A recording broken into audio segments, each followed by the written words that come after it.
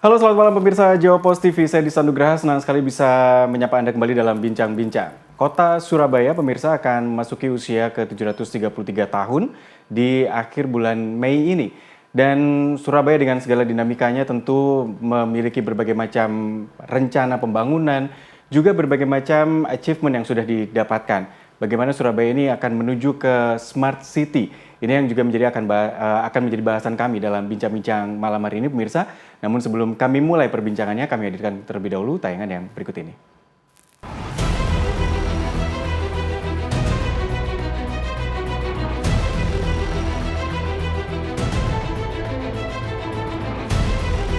Memasuki hari jadi kota Surabaya ke-733 pada 31 Mei 2026, berbagai capaian pembangunan menjadi sorotan. Di tengah tantangan global dan tuntutan kesejahteraan masyarakat, pemerintah kota Surabaya mengklaim berhasil menekan angka kemiskinan, stunting, hingga pengangguran.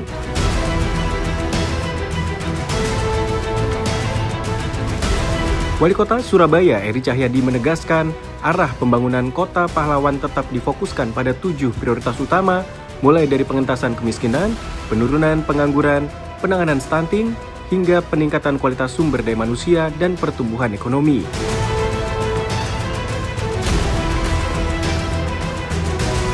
Di sektor pendidikan, pemerintah kota Surabaya menggratiskan sekolah bagi lebih dari 180.000 siswa SD dan SMP negeri.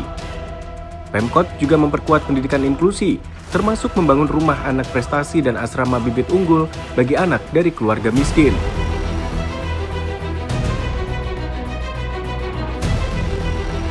Sementara di bidang kesehatan, usia harapan hidup warga Surabaya diklaim mencapai 76 tahun. Pemerintah kota juga membangun 3 rumah sakit baru dan menempatkan tenaga kesehatan di seluruh balai RW.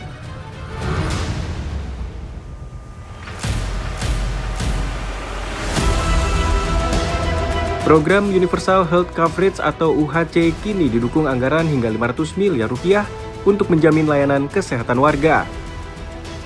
Hasilnya, angka stunting di Surabaya turun drastis dari 28,9% pada tahun 2021 menjadi 1,6% di tahun 2023.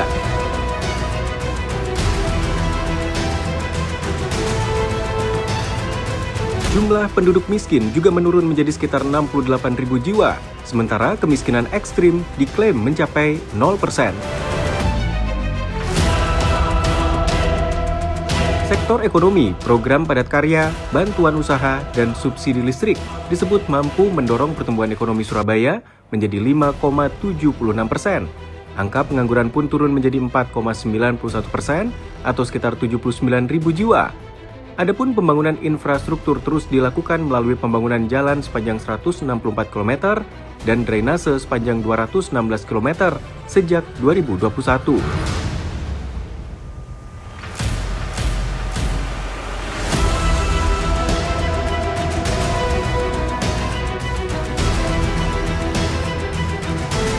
Hampir 8.000 rumah tidak layak huni juga telah diperbaiki, serta ruang terbuka hijau yang kini mencapai lebih dari 7.300 hektar.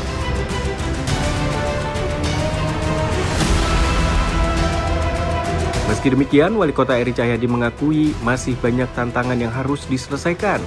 Penanganan banjir masih menyisakan ribuan titik pekerjaan, sementara pembangunan infrastruktur dan pemukiman membutuhkan anggaran hingga triliunan rupiah.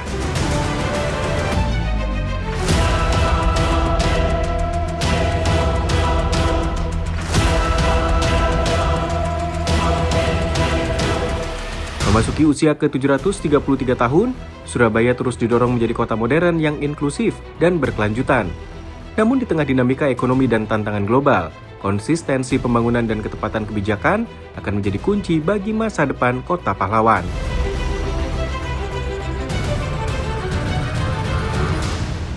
Lantas, bagaimanakah capaian dan transformasi perubahan Surabaya yang telah memasuki usia 733 tahun ini? Dan bagaimanakah tantangan besar Eri Cahyadi dalam memimpin Surabaya ke depan di tengah isu global? Kita bahas dalam Bincang-Bincang.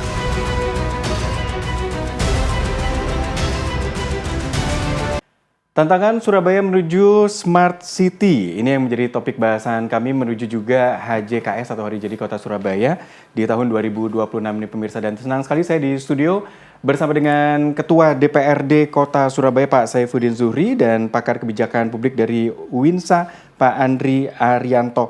Pak Saifuddin dan juga Pak Andri, selamat malam. Selamat malam. Terima kasih sudah hadir di studio. Saya kebanggaan juga nih sebagai host akan berbicara dengan Ketua DPRD yang baru saja diangkat, dilantik Pak. Nanti kita akan bahas terkait dengan Surabaya dengan segala dinamikanya menuju ke Smart City. Tapi usai jeda pemirsa, kami akan segera kembali dalam Bincang-Bincang.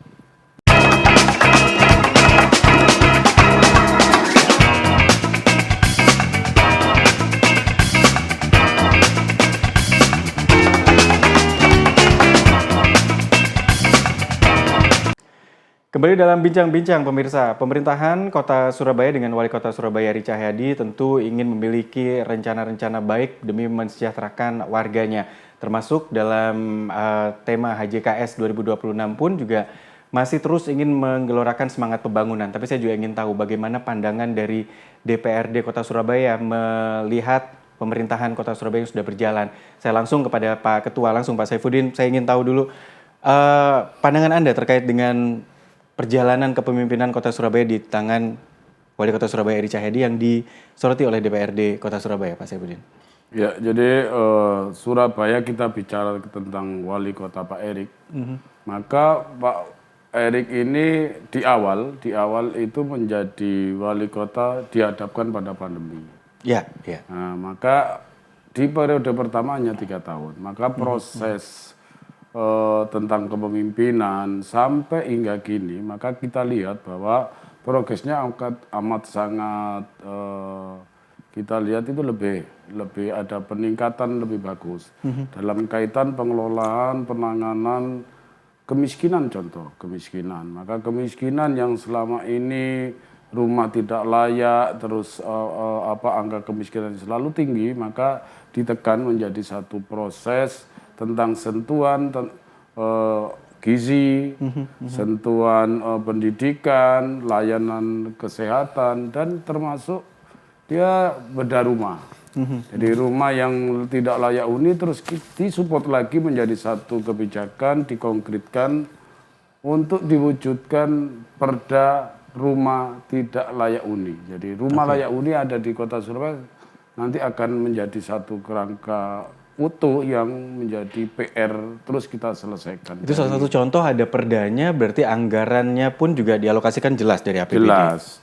Termasuk penanganan kesehatan yang universal itu disiapkan anggaran 500 miliar. Dan termasuk pendidikan gratis itu juga disediakan dalam kerangka jumlahnya hampir 180.000 orang.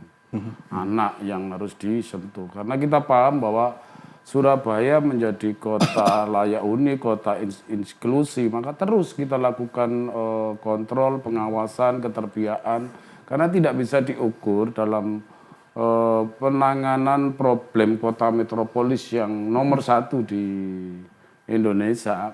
Ini tentunya terus terjadi satu gerakan perubahan, tidak hanya cukup dilihat pada angka keterbiaan dalam kaitan infrastruktur, tapi terus bergerak dalam kaitan tumbuhnya harapan keinginan masyarakat tinggal di Kota Surabaya, sehingga kita juga lakukan pembatasan dalam kerangka untuk satu rumah 3 kakak. Nah, ini diantaranya adalah antisipasi urban yang terus berjalan tanpa kontrol. Itulah Surabaya yang terus kita lakukan. Dari sisi DPR, memang sedikit banyak ada aduan yang itu justru akan meningkatkan responsif pemerintah untuk melihat secara utuh bahwa metropolis tidaklah bisa dilihat dari satu sisi, tetapi mampu mendengar dan melihat dari semua stakeholder agar supaya secara universal bisa dilakukan dan dipahami oleh pemerintah kota. Jadi meskipun kita tahu dalam proses di periode kedua ini secara politis nih Pak ya, Wali Kota Surabaya memang tampil maju tanpa pesaing pada saat itu gitu ya, dan akhirnya memang bisa dikatakan secara politik juga didukung penuh oleh DPRD Kota Surabaya. Tapi tadi Pak Saifuddin sempat bilang ya ada aduan-aduan masuk. Nanti saya pengen tahu juga, bisikannya aduan-aduan apa aja sih yang dibahas gitu ya. Tapi saya ke Pak Andri terlebih dahulu. Pak Andri sendiri melihat dengan kepemimpinan Pak Eri Cahyadi yang mutlak didukung oleh DPRD-nya juga, ini kan kayaknya nyaman sekali untuk seorang pemimpin yang didukung oleh DPRD secara penuh gitu. Ini plus minusnya jadi gimana nih melihat perkembangan Kota Surabaya sekarang? Baik, terima kasih Pak Ketua. Jadi memang saya melihatnya memotretnya 5 tahun terakhir seperti ini, keberhasilan secara pemerintahan baik legislatif maupun eksekutif itu tidak ada perselisihan yang sangat tajam yang itu kategori bisa menghambat pembangunan. Itu nggak ada. Alhamdulillah 5 tahun terakhir ini Kota Surabaya legislatif dan eksekutif itu harmonis. Nah itu kunci awal ya. Kunci awal bagaimana pembangunan itu bisa terlaksana secara kebijakan yang dengan indikasi harmonisnya hubungan legislatif dan eksekutif. Itu yang penting pertama. Yang penting kedua adalah terkait Human Development Index, indeks pembangunan manusia di Kota Surabaya. Itu yang tertinggi se-Jatim dengan nilai pertumbuhan peningkatannya itu 0,81% per tahun. Terus naik terus dan saya lihat tadi disampaikan terakhir soal pendidikan, rata-rata lama sekolah warga Surabaya di usia 25 tahun ke atas itu nilainya 11,5, itu artinya kita sudah mencapai orang Surabaya di atas angka 25 tahun itu rata-rata kelas 11 ya. Kelas 11 itu berarti kelas 2 SMP. Kelas 2 SMP. Meskipun itu PR. Syukur-syukur dalam 5 tahun ke depan setelah 5 tahun terakhir orang Surabaya itu lulusan SMA. Baru terus kita ngomong ke depan, tapi ini masih dikejar untuk. Jadi tadi kalau dihitung kelas 11 berarti kelas 2 SMA. 2 gitu SMA. Ya? Berarti ini udah bahkan melewati melebihi provinsi Jatim. Iya, ini. Jadi Jatim itu rata-rata lama sekolahnya se-Jatim itu 8,39. Tahun Surabaya sudah 11,5. Tinggal ditingkatkan sedikit mungkin 2-3 tahun ke depan sampai masa pemerintahan baru ke depan. Ya kami juga berharap sebagai warga Surabaya jangan sampai ada warga Surabaya tidak lulusan SMA. Di usia 25 tahun ke atas. Itu artinya tantangannya dengan kita menaikkan rata-rata tingkat pendidikan, berarti warga ini siap menghadapi tantangan global.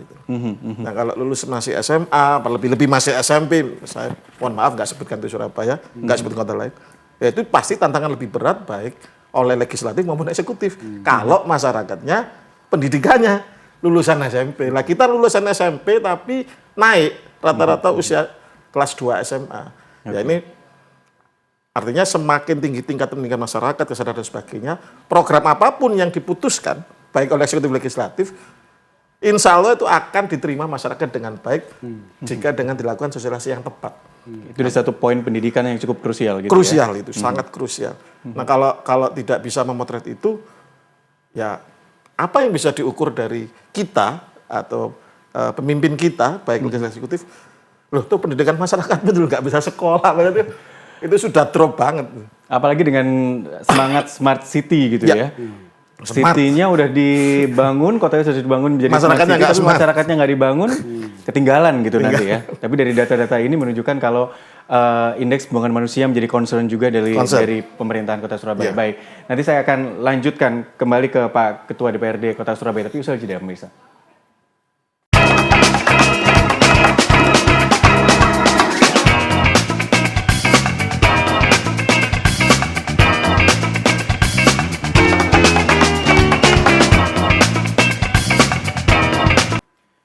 Ya pemirsa, dalam membangun kota termasuk di Surabaya tentu goals-nya adalah kesejahteraan warganya. Tadi sudah dibahas di segmen pertama terkait dengan indeks pembangunan manusia dan Surabaya juga terus mengejar perbaikan-perbaikan dari sarana pendidikan dan hasilnya sudah mulai terlihat begitu ya. Tapi di sisi lain sebelum kita membahas topik-topik yang lain juga tadi sempat disinggung secara politis memang cukup harmonis. Saya ke Pak Ketua lagi.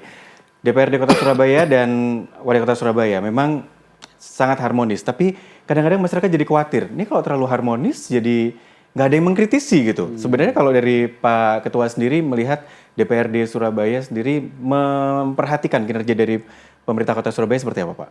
Ya, jadi kita ada 3 fungsi.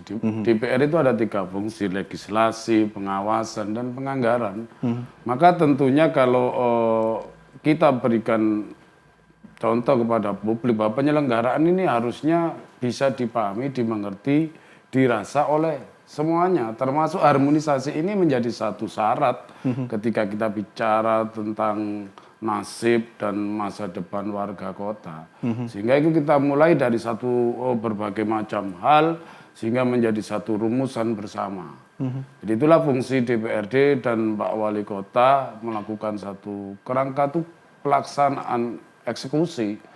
Sehingga hal-hal yang menjadi keinginan, menjadi satu target untuk mensejahterakan masyarakat dalam hal kaitan pendidikan, kesehatan, layanan tinggal, layanan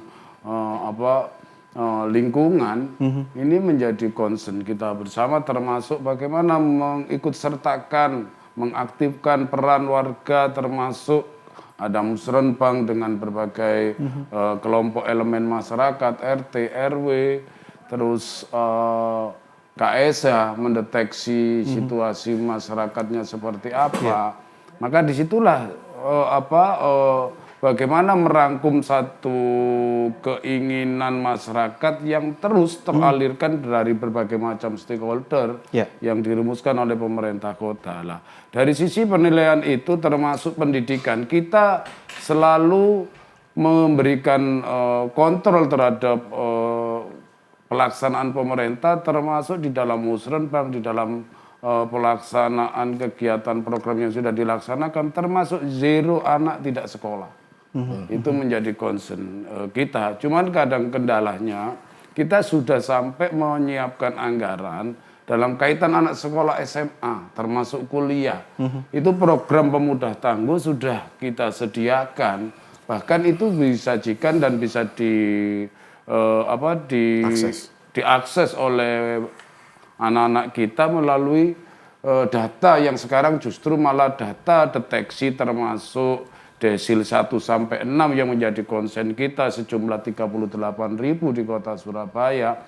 Ini Surabaya sudah melakukan, termasuk Pak Wali sudah mengarahkan kepada dinas untuk satu data. Jadi semuanya terakses dengan satu data.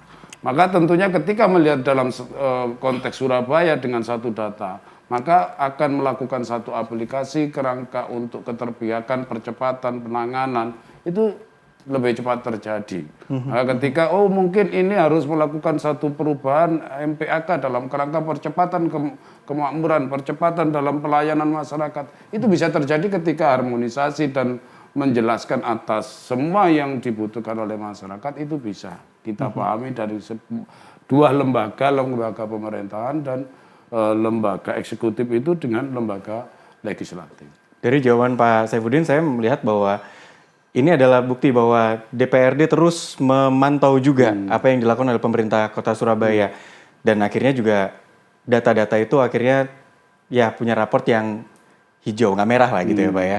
Saya ke Pak Andri. Pak Andri sendiri kalau melihat harmonis ini, sebelum nanti saya juga menuju ke capaian-capaian yang ada, harmonisnya ini kalau tadi disebut hasilnya udah mulai kerasa. Udah mulai angka stunting turun kabarnya, kemiskinan juga turun kabarnya, IPM meningkat begitu ya. Kita lihat mungkin daerah lain mungkin ada yang berantem lah sebagainya. Belum lagi kita ngelihat goals dari pembangunan nggak tercapai. Surabaya sendiri tantangannya apa dari secara politis dari Pak Ketua dan dari kepala daerah dengan DPRD-nya? Pertama saya melihat sebelum nanti saya akan ngomong tentang PR, sebelum ngomong PR kita ngomong yang eksis saja sekarang permasalahan hari ini. Kenapa tadi saya sebut harmonisasi itu modal awal? Karena setelah harmonisasi itu bakal terjadi diskusi yang sehat. Daripada berantem tapi bahkan tidak melakukan diskusi dan cenderung pada kebencian. Nah itu yang mencoba saya tekankan untuk jangan sampai terjadi di kota Surabaya. Mengingat problemnya adalah tantangan-tantangan yang pada umumnya kita bisa lihat, masyarakat Surabaya juga bisa lihat. Pertama kita sebagai kota itu umurnya sudah tua, 700 tahun. Tapi masalah hari ini masih banyak yang sama. Ambil contoh semakin padatnya lalu lintas. Itu nggak bisa ditolak, juga nggak bisa direject, itu harus ada rumusan. Yang kedua juga padatnya permukiman. Nah, ini tantangan eksis hari ini. Terus kemudian sampai hari ini, sampai ke depan kita ulang tahun, saya berharap itu kita sudah punya transportasi massal berbasis rel. Tapi hari ini kita sudah punya transportasi massal masih berbasis bis ya. Tapi yang berbasis rel belum. Ya nggak tahu masalahnya apa, nanti kita bicarakan lebih lanjut. Tapi itu nggak ada. Kemudian konflik lahan. Ini masih mewarnai kehidupan masyarakat Surabaya. Konflik lahan. Secara lahan di Surabaya itu banyak. Mungkin di tengah tema yang lain lah soal lahan. Tapi konflik lahan ini eksis ada di gitu Surabaya. Ya? Belum terselesaikan penuh gitu ya? Kalau terselesaikan gampang. Yang penting itu rumusannya jelas dulu. Secara keputusan hukum maupun keputusan politik. Ya, oke. Nah itu yang terakhir tentunya urban sprawl. Persebaran urban. Jadi Surabaya itu kan, ya kita semua tahu, orang semua tahu, penduduk malam sama penduduk siang kan jumlahnya berbeda. Penduduk siang itu 2 kali lipat dari jumlah penduduk malam. Benar. Terbukti kalau pagi ramai sekali yang menuju ke kota Surabaya, kalau sore banyak yang menuju ke luar kota Surabaya. Nah, urban sprawl ini, makanya saya selalu bilang, juga saya sampaikan pada wali kota jika ada kesempatan selalu, saya sampaikan pada wali kota bahwa jadi wali kota Surabaya dan jadi ketua Dewan DPRD Kota Surabaya, itu tidak boleh beranggapan bahwa Surabaya ini seperti daerah-daerah lain. Ini daerah yang berbeda, Pak. Daerah istimewa ini. Daerah yang meskipun nggak disebut daerah istimewa secara undang-undang, tapi ini istimewa. Ambil contoh, ketika Surabaya membangun besar-besaran jalan, tapi di pintu exit keluar Surabaya, semuanya itu bottleneck, mengecil. Artinya, kalau jadi wali kota Surabaya, jadi ketua DPR Surabaya, itu harus punya kemampuan komunikasi dengan kepala daerah tetangga. Nah kalau exit Surabaya itu tidak bisa membangun kesetaraan jalan misal, ya pastinya macet semua di titik exit Surabaya.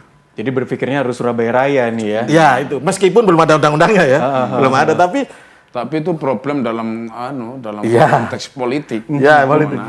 Tapi apakah itu tidak mungkin diwujudkan semisal bekerja sama dengan buffer zone, kota kabupaten tetangga. Kenapa? Karena beban utamanya ada di Surabaya. Ya, semakin padatnya penduduk di siang hari, satu beban sampah meningkat, beban lingkungan meningkat, asap meningkat. Yang itu nggak dipalami oleh daerah tetangga, misal buffer zone. Tapi jangan salah juga, ketika banyak orang masuk Surabaya mencari penghasilan ekonomi, misal buffer zone itu juga diuntungkan, kan belanjanya di kabupaten tetangga. Nah, itu makanya saya sih berharap secara pribadi itu baik-baik itu, maksudnya ketua DPRD Kota Surabaya, wali kota Surabaya itu punya komunikasi politik yang baik kepada daerah penyangga, yang sama-sama biar Surabaya naik, peningkatannya tinggi, pertumbuhannya tinggi, pembangunan jalan tinggi, sebelahnya nggak ngapa-ngapain lah, itu kan repot. So far sih sepertinya karena juga pemimpinnya masih sama-sama muda, kayaknya masih fine-fine aja dengan Surabaya Raya ya. Tapi benar juga kalau dikatakan Pak Andri, kadang-kadang nanti kita yang mungkin tinggalnya di luar kota Surabaya, tapi bekerja di Surabaya, nanti ada jalan rusak di Surabaya, ngerasa wah kok jalannya rusak sih Surabaya, padahal bukan warga Surabaya juga. Tapi ya itu nggak bisa dihindari. Itu yang harus menjadi tantangan juga sebagai wali kota Surabaya. Nanti saya juga akan bertanya kembali kepada Pak Ketua DPRD Kota Surabaya. Menuju ke ulang tahun Surabaya, apa aja sih sebenarnya yang bisa dibanggakan dari Surabaya? Achievement-nya apa aja? Saya jeda pemirsa.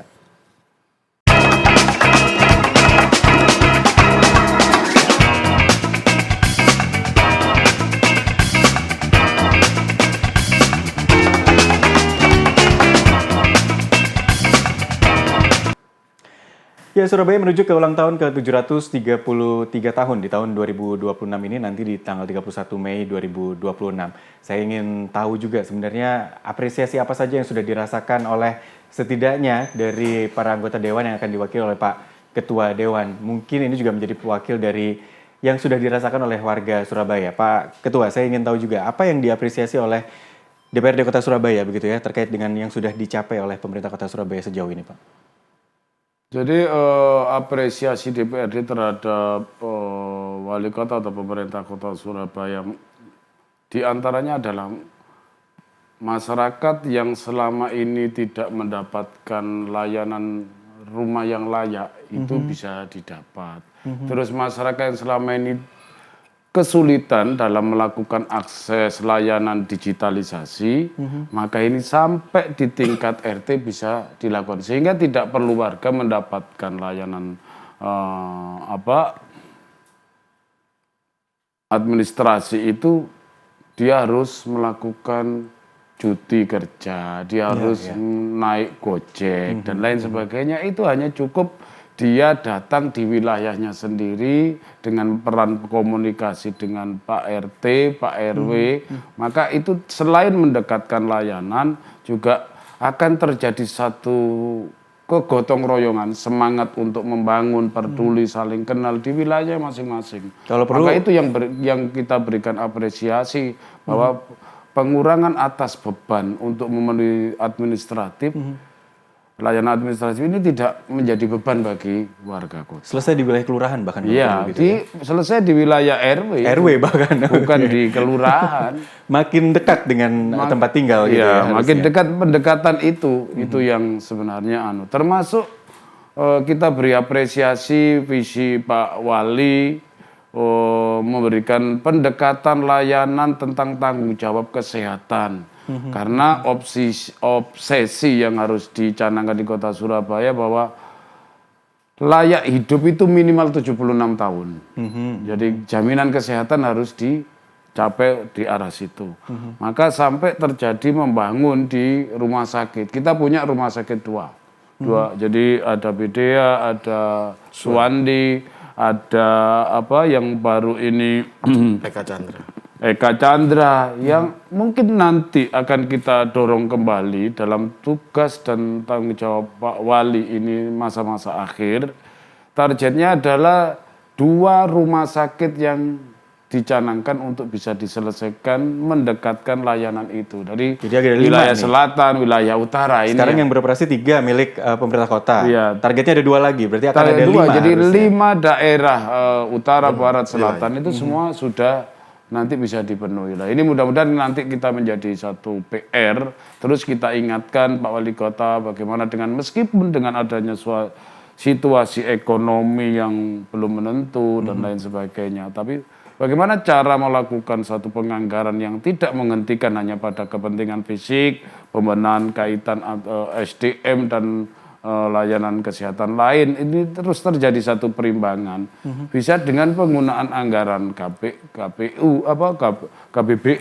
KPBU itu yang akan bisa kita hitung. Jadi kadang-kadang masyarakat itu memahaminya kok duit ke utang, kan begitu. Jadi hutang itu manakala mendapatkan satu keuntungan nilai yang memungkinkan akan terjadi terus terjadi kenaikan kenaikan kaitan inflasi, inflasi, maka itu ketika ngomong fisik, ketika fisik dibangun sekarang dengan 5 tahun ke depan, ini akan terjadi satu perbedaan yang sangat tinggi dengan situasi ekonomi global yang tidak menentu. Nah, ini artinya adalah kesiapan kita dalam melihat dan membaca situasi, tetapi tidak mengabaikan pada satu kepentingan dan tanggung jawab kita terhadap masyarakat Kota Surabaya. Baik, menarik memang karena sudah menjadi semangat dari pemerintah Kota Surabaya juga untuk bisa mempermudah warganya gitu ya, termasuk yang sangat terasa adalah bagaimana pelayanan-pelayanan itu bisa diselesaikan di skup yang paling kecil. Meskipun sekarang dibantu dengan teknologi-teknologi dan ya Surabaya Smart City itu seharusnya memang semakin praktis, semakin mudah.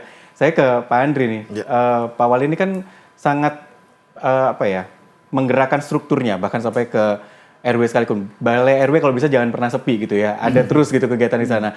Anda melihat struktur yang berjalan sampai ke skup RW bahkan ini gimana nih? Karena kan begitu banyak gitu. Surabaya ini nggak cuma punya, meskipun statusnya kota, tapi nggak cuma punya 1 atau 2 kecamatan gitu ya. Betapa banyak yang ada terlibat di sana akhirnya gitu. Saya pertama kali melihat uniknya Surabaya. Jadi saya pernah beberapa kali diskusi dengan orang kota lain yang dianggap maju atau apa. Itu juga unik kadang-kadang kalau saya diskusi. Jangan salah loh. Ada satu kota itu maju dan sebagainya. Ya Anda kotanya maju, kan kecamatannya cuma 5. atau kecamatan cuma 3. Biasanya kota itu kecamatannya nggak banyak gitu ya. Di Surabaya 31. 31. Yang Jadi lain kalau yang kota lain kabupaten yang kecamatan cuma 3 biji, 5 biji. Biasanya kabupaten yang punya Bukan, banyak. gak Gitu. boleh bandingkan dengan Surabaya itu. Kita ini 31 kecamatan Iya, iya. dengan 1.360 RW, 9 ribuan RT. RT. Itu yang saya sebut tadi, betapa banyak yang terlibat di situ dalam pelayanan. Ya artinya kalau saya ya indikasi yang paling mudah KSH-nya 30.000. 30.000. Punya kader Surabaya hebat gitu. Kalau saya dalam struktur ini mau mulai RT, mulai KS sampai eksekutif dan legislatif, itu tidak harmonis, itu sudah prestasi. Bisa jalan bareng gitu ya. harmonis itu sudah prestasi. Jalan bareng dengan arah yang sama terhadap visi misi Kota Surabaya. Itu. Visi misi Kota Surabaya tentunya tidak sepenuhnya tanggung jawab wali kota. Ya. Ya, semua. Semua tanggung jawab warga. Nah, kita organisasi besar yang sampai RW-nya 9.149 RT, itu organisasi yang sangat besar. Kalau 10% dari itu aja RT-nya kemudian tidak setuju atau berkonflik terbuka dengan DPRD atau dengan wali kota, macet semuanya. Ya, ya. Mana akan macet. Jadi itu salah satu yang sangat penting yang perlu diberitakan baik, dikabarkan kepada semua. Surabaya ini unik. 31 kecamatan. Dan bisa gitu ya. Ya, dan tantangan jangan lupa pelayanan publik semaksimal mungkin itu juga harus diimbangi dengan pendapatan pemerintahan. Tidak terus kemudian tadi Pak Ketua DPRD bilang pelayanan rumah, pelayanan kesehatan, pelayanan pendidikan. Itu semua bisa terjadi karena ada penganggaran yang pemasukan penganggaran dari pemerintah baik eksekutif legislatif yang mampu memenuhi itu. Betul. Nah, itu kan tidak mudah tadi disampaikan dalam situasi hari ini, dalam konflik global hari ini. Nah, tidak kalau menaikkan ya, tidak menaikkan tidak menaikkan pajak. Sampai kita tahu sehari ini di hari ulang tahun kita masih promosi malah promosi pajak. Itu kan hebat. Hebat maksudnya di saat semua daerah, kota kabupaten yang lain butuh pemasukan tambahan untuk menghadapi situasi. Loh, Surabaya mampu beri diskon, nah itu kan hebat. Ini berarti ada efektif dan efisien yang dalam tata kelola pemerintahan ini dengan berjalan dengan baik. Gitu Dan masyarakat juga harus sadar bahwa mencari anggaran untuk kebutuhan pemerintahan dan masyarakat ini gak mudah hari ini. Termasuk kita melakukan perubahan itu atas manfaat, taman.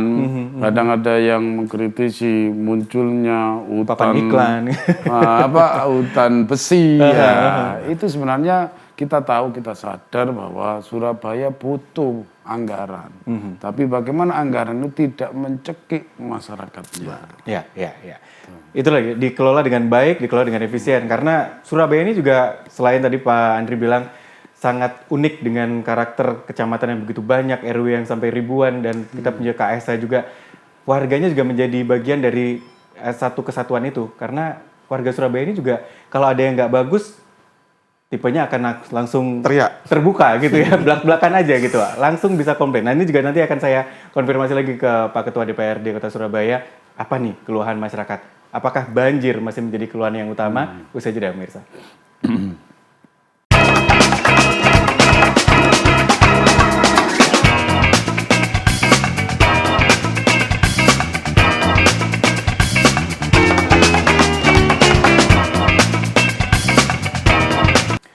Kembali dalam bincang-bincang, pemirsa, capaian Kota Surabaya menuju ke Hari Jadi Kota Surabaya ke-733 disebutkan memang sudah cukup banyak begitu ya, dan termasuk target-targetnya yang menarik memang akan memiliki rumah sakit yang dimiliki oleh pemerintah daerah Kota Surabaya ini harapannya bisa sampai 5, karena setahu saya bertahun-tahun hanya ada 2 lalu bertambah 1 setelah sekian lama dan masih akan ditargetkan lagi bertambah 2. Ini luar biasa karena tentu dengan anggaran yang tidak sedikit. Tapi anggaran yang cukup besar juga sepertinya masuk ke area penanganan banjir. Saya ingin konfirmasi ke Pak Saifuddin. Gimana nih dengan banjir, Pak? Karena Surabaya kalau dibilang tenggelam banget dibandingkan daerah lain, kota-kota besar yang lain, enggak juga. Tapi ada genangan yang akhirnya datang ketika hujan deras dan cukup lama. Ini yang sepertinya terus dikejar oleh pemerintah Kota Surabaya. Sampai sekarang keluhan itu masih ada dan anggarannya juga padahal sudah cukup besar. Gimana, Pak? Ya, jadi bicara tentang Surabaya genangan, ini kita tidak akan bisa memprediksi curah hujan. Jadi intensitas hujan yang tidak pernah bisa terprediksi dan kita terus lakukan satu penganggaran untuk percepatan dalam kaitan lama genangan. Maka termasuk anggarkan pompa baru, revitalisasi pompa agar supaya kapasitas pompa itu tetap bisa mewadahi dalam kebutuhan-kebutuhan itu. Rumah pompa muncul di mana-mana nih di Surabaya Rumah ya? pompa ada di mana-mana. Jadi itu menjadi satu penyelesaian karena tanpa ada rumah pompa maka debit air yang ada di sungai itu tidak akan terdorong ketika air laut ini mengalami pasang. Nah, maka itu penyelesaian. Dan termasuk juga terus melakukan pembenahan drainase di ruang lingkup kampung. Jadi tersier, sekunder, primer ini saling keterkaitan. Tapi yang namanya infrastruktur dan lain sebagainya ini menjadi terus kota yang berkembang, kota yang metropolis adalah kota yang terus melakukan satu perubahan dan perubahan. Nah, termasuk banjir-banjir itu tadi ya kita edukasi masyarakat agar supaya bagaimana menjaga gotong royongan untuk ketika saluran atau drainase ini mengalami kebuntuan, mengalami Sumbatan gitu ya? Sumbatan ini kita juga persiapkan di pemerintah kota termasuk Satgas tenaga kerja, Satgas bekerja sama dengan masyarakat ketika Pak RT, Pak RW melaporkan. Ini langsung sikap kita ini. Jadi bicara banjir itu tidak akan bisa terukur manakala curah hujan tidak bisa terprediksi. Meskipun Surabaya dan juga mungkin kota-kota besar yang lain selalu tumbuh dan lahan-lahan yang tadinya bisa jadi serapan, lalu berubah fungsi menjadi perumahan misalnya, kawasan perkantoran misalnya, mau nggak mau emang akan berkurang gitu ya. Tapi gimana dengan Surabaya? Surabaya ya yang saya tahu taman segala macam masih diurusi gitu ya, area hijau masih diurusi, masih terus ditambah. Masihkah semangat untuk mengadakan area-area terbuka hijau itu cukup tinggi, Pak? Surabaya tetap konsisten menjaga area terbuka hijau, di mana itu menjadi kebutuhan publik, kebutuhan sarana bermain, kebutuhan sarana untuk menjaga lingkungan. Itu tetap kita. Jadi kita sampai saat ini masih 700 sekian hektar untuk sarana hijau.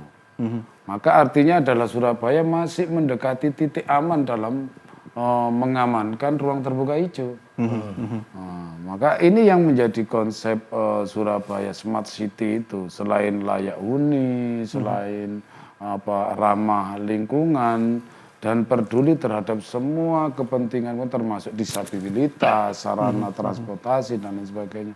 Ini yang terus kita lakukan bekerja sama dengan pemerintah kota mendorong melakukan penganggaran itu menjadi satu kefokusan untuk penyelesaian itu, banjir dan lain sebagainya. Jadi masih terus diawasi juga oleh DPR. Ruang terbuka hijau di Surabaya masih lebih dari 7.000 hektar gitu ya. Dan ini menjadi tantangan juga karena sekali lagi perkembangan kota ini biasanya mendesak ruang-ruang terbuka ini akhirnya hilang gitu. Tapi harusnya tidak terjadi di Surabaya ya Pak ya. Terus dilakukan kontrol. Jadi makanya pengawasan tidak hanya di dalam dinas DPR KPP dalam konteks menjaga itu, tapi juga didistribusikan sampai tingkat kelurahan. Maka kelurahan juga didistribusikan yang namanya Satpol PP selaku penegak perda. Jadi semua terkonek atas pengawasan Surabaya tidak hanya di tingkat kota tapi sampai di titik-titik kelurahan. Oke. Yang paling tahu daerahnya gitu ya, kelurahan. Artinya gitu. adalah ketika ada pelanggaran pasti akan cepat terkomunikasi. Betul. Ada yang memperhatikan sampai tingkat kelurahan. Saya ke Pak Andri sendiri, kalau Pak Andri melihat penanganan banjir misalnya yang tadi saya fokuskan pertanyaan saya ke Pak Saifuddin, Pak Andri sendiri melihat gimana nih? Kebijakan pemerintah kota Surabaya ini udah pas nggak? Ini karena kan kayak kejar-kejaran gitu ya Pak ya. Perkembangan kota, penanganan banjir, ini kayak kejar-kejaran aja gitu akhirnya. Ya, tapi saya awal-awal belum mengucapkan jadi terima kasih pada Jawa Post TV karena saya juga bisa menyampaikan sebagai warga Surabaya dan sebagai akademisi maupun kenapa nih? Tadinya rumahnya banjir nih kayak. Enggak, jadi sebetulnya tuntutan masyarakat itu jauh lebih maju dari Ada ya realisasi. jadi realisasi. Jadi makanya saya juga di kami juga mengembangkan kajian, tapi terlalu banyak ya. Meskipun saya pribadi mengembangkan kajian 6 variabel, tapi punya 72 indikator untuk mencapai sebutlah smart city atau dalam bentuk yang lain. Gitu. Nah, ambil contoh tentang banjir atau RTH yang ruang terbuka hijau yang disampaikan oleh Ketua Dewan. Sebetulnya itu kan masuk dalam kategori variabel environment di kota Surabaya. Jangan lupa kita juga punya PR dan kita rasakan hari ini. Tingkat pemanasan di kota Surabaya. Gitu. Hari ini rasanya lagi terik-teriknya. Iya, gitu. itu. Ya, itu kan kalau musim banjir kita teriak banjirnya. Iya, musim ini panas. ini loh hari ini dan rasanya butuh banyak pohon kita ya. Artinya itu tidak boleh diabaikan oleh siapapun. Tidak hanya banjir, termasuk panasnya. Bahkan saya pribadi dan teman-teman kami juga mengembangkan kajian. Bisa nggak kita di Surabaya memiliki kajian tentang air comfort level, air comfort temperatur. Jadi mengontrol temperatur suhu kota Surabaya. Nah, ini belum banyak orang ngomong gitu karena kajian kan. Bisa nggak kita di Surabaya ini ketika musim panas maksimal 25 derajat Celcius? Ya kenapa enggak? Gitu. Betul. Jadi kita benar-benar sebagai kota yang comfortable environment. Gitu. Dan ini juga harus dipikirkan, tidak hanya banjir. Ini loh panas ini. Ya. Pas banjir oke lah, ini dibikinin saluran dan sebagainya. Pas panas apa kabar gitu. Apa kabar? Gak ada yang bicarakan. Kenyamanan kota ya indikatornya juga dari pada saat nyaman secara suhu. Termasuk memperbanyak busem itu kan penangkal panas itu. Ya, itu. Jadi pohon busem. itu harus holistik ya. Banjirnya iya, panasnya juga iya. Itu kalau dalam kajian kami kita sebut air control temperatur. Jadi mengontrol temperatur udara di kota Surabaya. Kalau enggak panas, kalau musim panas tidak terlalu panas, kalau musim hujan tidak tenggelam lah itu. Itu yang harus equal, seimbang itu dipikirkan bareng-bareng. Seimbang juga untuk disuarakan kayaknya. Seimbang untuk disuarakan. Ini alhamdulillah saya bisa menyuarakan ini. Betul. Panas ini jadi PR juga untuk Pak Ketua nih bisa langsung disuarakan. Dan bangsa ini terbangun gitu. atas dialektika. Itulah. Jadi kita tidak boleh antipati atas saran. Masukan-masukan itu. Benar. Karena memang Surabaya memang terkenal panas, itu sudah sangat dikenal. Tapi sebisa mungkin kenyamanan panas oke lah, tapi harus nyaman juga gitu ya. Kita harus punya suhu udara yang nyaman untuk bisa tinggal di Surabaya. Saya masih punya segmen berikutnya, usai jeda pemirsa dalam bincang-bincang.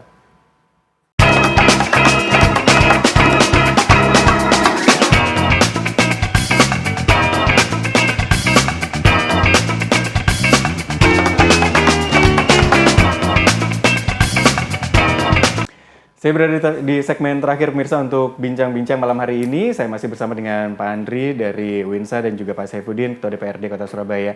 Saya ke Pak Andri dulu. Pak Andri, kalau kita bicara tentang pemerintahan berjalan tentu nggak akan sukses tanpa dukungan dari warganya gitu ya. Pak Andri sendiri melihat bagaimana Kota Surabaya ini bisa menyatu antara pemerintahnya dan warganya. Mungkin itu sudah bibit-bibitnya sudah sangat terbangun dari era-era kepemimpinan sebelumnya. Tapi apakah ini masih terus bisa dirasakan kontinuitasnya sampai sekarang di era kepemimpinan Pak Eri Cahyadi? Gimana Pak Andri?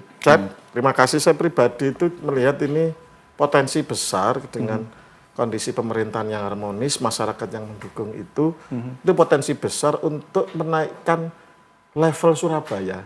Oke. Dan itu harus difahami mulai pemerintahan, eksekutif, legislatif, termasuk hingga masyarakat.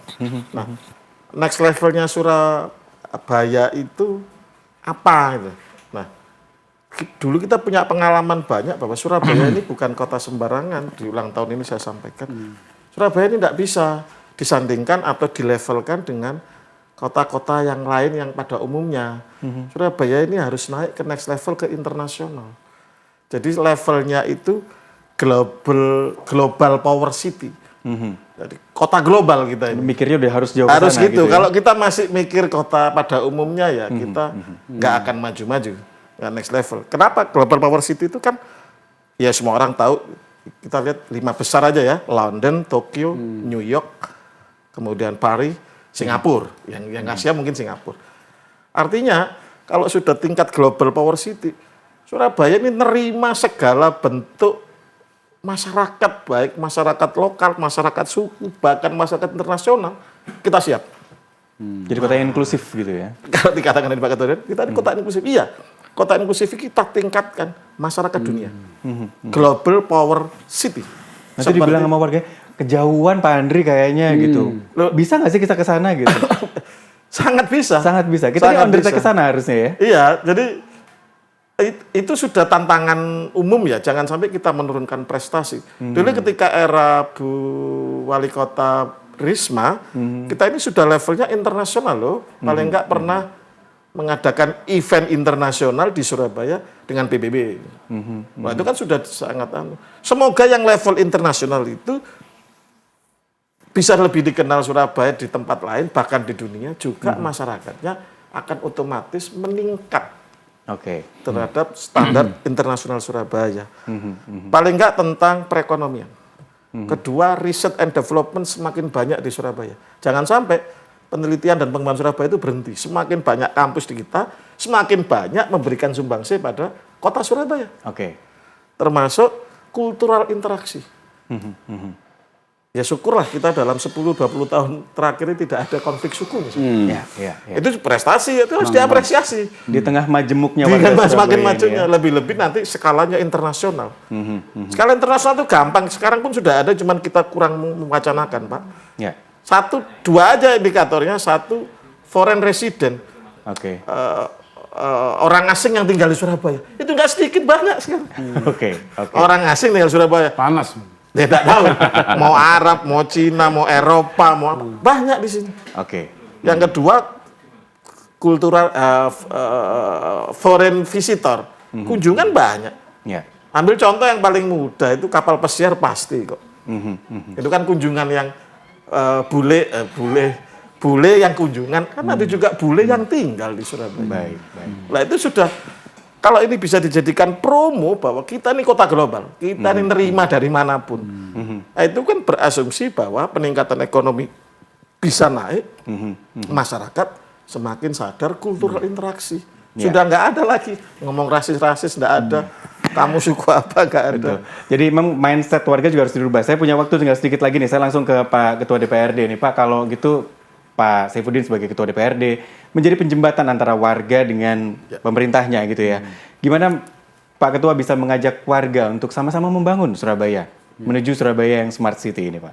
Ya, jadi bicara tentang kotaku atau kota kita bersama, maka tentunya semua dibangun atas kesadaran, selain kesadaran pemimpinnya, kesadaran warganya, untuk ikut serta dalam membangun bahwa Surabaya adalah pluralisme, Surabaya berbagai macam ras dan lain sebagainya.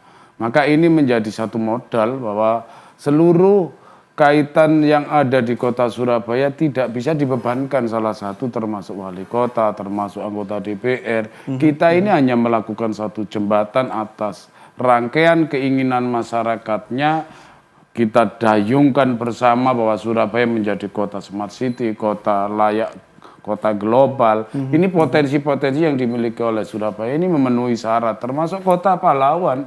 Bagaimana nanti didesain Surabaya ini menjadi imajinasi bagi anak-anak, bahwa Surabaya tidak bisa dilupakan atas konteks Surabayanya, tapi penuh dengan makna Surabaya yang penuh dengan satu menghasilkan, terutama termasuk menghasilkan tokoh besar, yaitu Bung Karno yang lahir di Penele, dan lain sebagainya, termasuk W.R. Supratman dan lain sebagainya. Maka ini menjadi satu modal, jangan sampai anak-anak kita ini hanya terus digeser pada kerangka gerak global, tapi lupa tentang mengglobalkan atas kotanya. Jadi nggak boleh melupakan sejarah juga di sini ya. Karakter warga Surabaya, karakter kotanya juga harus diperhatikan. Terima kasih sekali Pak Saifuddin Zuhri, Ketua DPRD Kota Surabaya, sudah hadir di Bincang-Bincang. Selamat mengemban tugas sebagai Ketua DPRD, Pak. Mudah-mudahan menjadi tugas yang amanah dan mengembangkan Surabaya juga. Pak Andri, terima kasih atas ulasannya dan terus memberikan masukan juga kepada pemerintah dan juga Dewan untuk mengembangkan Kota Surabaya. Terima kasih pemirsa sudah bersama kami dan mudah-mudahan Surabaya juga bisa terus on the track menuju ke kota atau smart city, terlebih di hari jadi Kota Surabaya yang ke-733 ini harusnya bisa menjadi banyak kado atas capaian-capaian yang sudah dimiliki oleh pemerintah Kota Surabaya yang dirasakan juga oleh warganya. Saya Disa Nugraha pamit undur diri. Selamat malam, sampai jumpa.